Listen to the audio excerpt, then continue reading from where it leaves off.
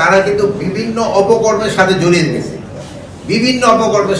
গেছে, এখন তাদের আমরা কত তাড়াতাড়ি আমরা যদি তাদের এলাকায় বা তারা যে এলাকার বাসিন্দা, যেই দেশের বাসিন্দা ফেরত দিতে পারি, অতই আমাদের জন্য মঙ্গল।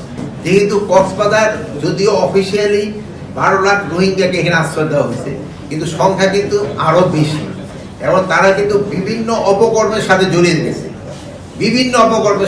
গেছে, এখন তাদের আমরা কত তাড়াতাড়ি আমরা যদি তাদের এলাকায় বা তারা যে এলাকার বাসিন্দা, যেই দেশের বাসিন্দা ফেরত দিতে পারি, অতই আমাদের জন্য মঙ্গল।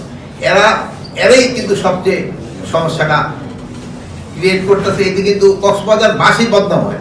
যেমন একটা রোহিঙ্গাদের সময় একটা অন্যায় করে, সে সময় বলতে কক্সবাজার এই ঘটনাটা করছে, সেই সময় কিন্তু সে আর রোহিঙ্গাটা আসে না।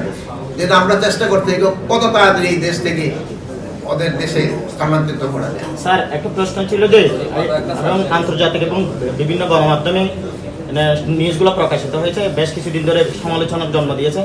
চকরিয়া থানার ওসি, বর্তমান এই যে কক্সবাজার জেলার চকরিয়া থানার ওসি মঞ্জুর কাদের ভূঁইয়া, তার বিরুদ্ধে 2 দিন আগেও ঝাড়ু জুতা মিছিল হয়েছে। তার বিরুদ্ধে ইতিমধ্যে 3টা মামলা হয়েছে। যেহেতু সরকার হলো মিয়ানমার সরকার, আর পুরা বর্ডার বেল্ট দখল করা হয়েছে আরাকান আর্মি। দেশ জুড়ে তোলপাড় ওয়ালটন এন্ড ফ্রিজ কিনে আপনিও হয়ে যেতে পারেন মিলেনিয়ার।